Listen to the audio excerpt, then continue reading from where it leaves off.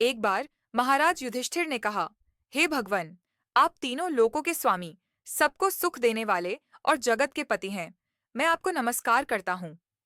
हे देव, आप सबके हितैषी हैं, अतः मेरे संशय को दूर कर मुझे बताइए कि मार्गशीर्ष एकादशी का क्या नाम है।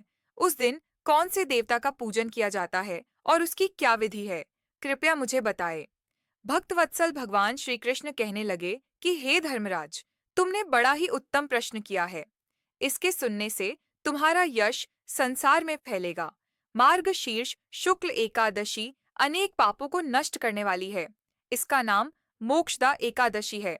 इस दिन दामोदर भगवान की धूप दीप नैवेद्य आदि से भक्तिपूर्वक पूजा करनी चाहिए। अब इस विषय में मैं एक पुराणों की कथा कहता हूँ।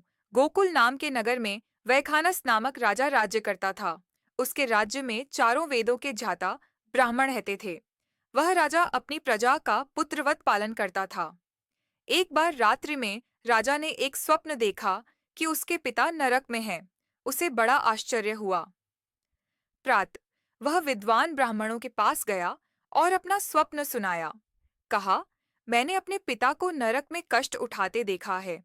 उन्होंने मुझसे कहा कि हे पुत्र, मैं नरक में पड़ा हूँ, यहाँ से तुम मुझे मुक्त कराओ।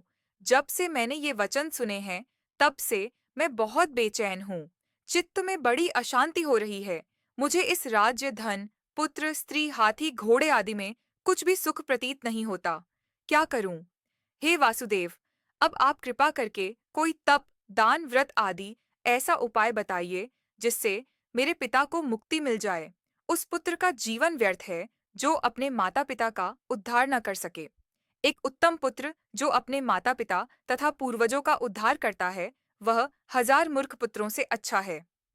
राजन, यहाँ पास ही भूत, भविष्य, वर्तमान के झाता पर्वत आर्षि का आश्रम है। आपकी समस्या का हल वे जरूर करेंगे। ऐसा सुनकर राजा मुनि के आश्रम पर गया। उस आश्रम में अनेक शांत चित्त योगी और मुनि तपस्या कर रहे थे। उसी जगह पर्वत मुनि बैठे थे। राजा ने मुनि को साष्टांग दंडवत किया।